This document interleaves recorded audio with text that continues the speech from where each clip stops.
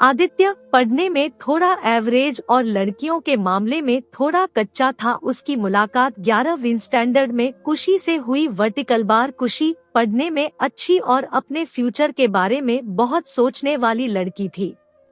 धीरे धीरे 11वीं खत्म होते होते वो अच्छे दोस्त बन गए थे और 12वीं में आदित्य ने कुशी से अपने प्यार का इजहार कर दिया, लेकिन कुशी ने इनकार करते हुए बड़े प्यार से उसे समझाया कि इससे हम दोनों की जिंदगी खराब हो जाएगी, क्योंकि हम ना ही क्लास में पढ़ाई कर पाएंगे और ना ही घर पर।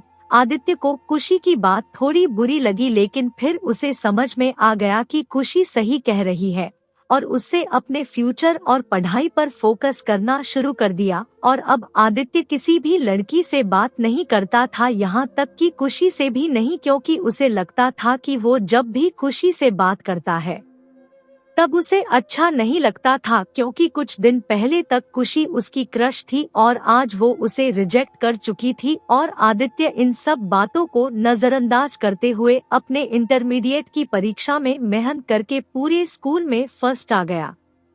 बाद में आदित्य दिल्ली के एक कॉलेज से B.Tech करने लगा और वहाँ भी वो किसी लड़की से बात नहीं करता था, क्योंकि कुशी ने उससे जो भी बातें कही थी कहीं न कहीं उसके दिल में बैठ गई थी।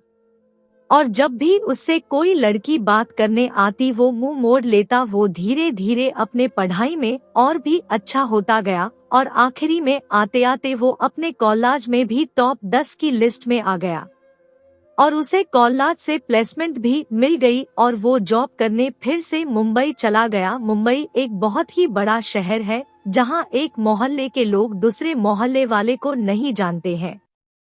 वहीं जब आदित्य ऑफिस गया तो उसे वहां खुशी दिखी, लेकिन अब खुशी के लिए उसके दिल में कोई जगह नहीं थी और इसीलिए वो हर बार खुशी से छिपता रहता। वर्टिकल बार इसलिए नहीं क्योंकि वो उससे नाराज था, बल्कि इसलिए क्योंकि वो फिर से खुशी की जिंदगी में नहीं आना चाहता था। लेकिन वो कहते हैं न कि भगवान की मर्जी के आगे किसी की नहीं चलती।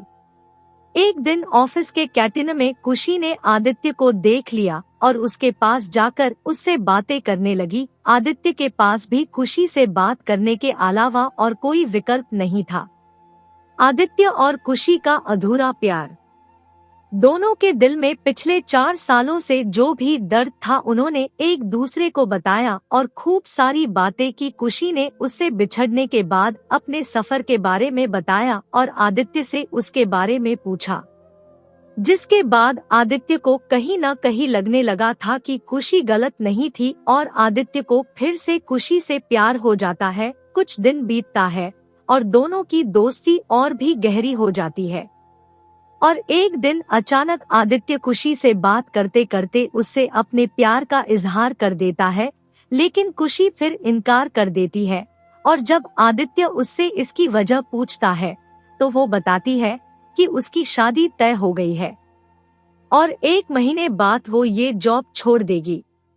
जब ये बात आदित्य को पता चली तो वो एक बार फिर टूट गया, जिसके बाद वो अपने आप को संभाल नहीं पाया और एक चिट्ठी खुशी के लिए छोड़कर चला गया। और खुशी उस खत को पढ़ती है जिसमें लिखा था, मेरी प्यारी खुशी, मैं तुमसे बहुत प्यार करता हूँ, लेकिन शायद तुम मेरी जिंदगी में नहीं हो, इसीलिए तो मैंने तुम्हें 2-2 बार खोया है। कोई भी इंसान इतना बदनसीब कैसे हो सकता है कि अपने प्यार को 2 बार खोए। मैं नहीं जानता कि मैं तुमसे दूर रह के जी पाऊंगा कि नहीं, लेकिन अगर तुम्हें किसी और से शादी करते देख लूंगा तो पक्का जी नहीं पाऊंगा। इसलिए मैं तुम्हें और इस शहर दोनों को छोड़ के जा रहा हूँ। शायद तुम मुझे भूल जाओ, लेकिन दूसरी बार मिलने के बाद मैं तुम्हें कभी नहीं भूल पाऊंगा। मैं भगवान से प्रार्थना करूंगा कि वो तुम्हें और तुम्हारे होने वाले पति को हमेशा खुश रखे।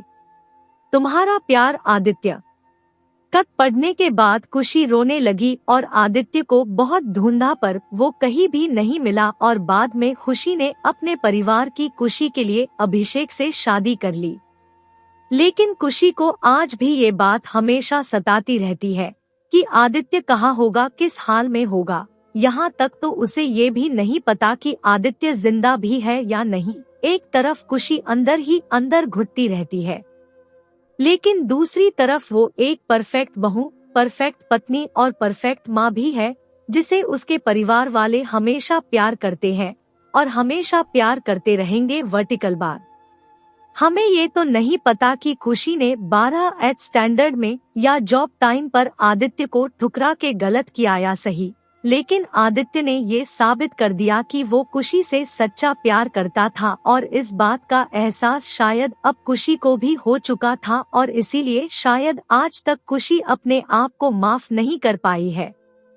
मिल जाती अगर सभी को अपनी मोहब्बत में मंजिल वर्टिकल बार, तो यकीनन रातों के अंधेरों में कोई दर्द भरी शायरी नहीं लिखता। Vertical bar.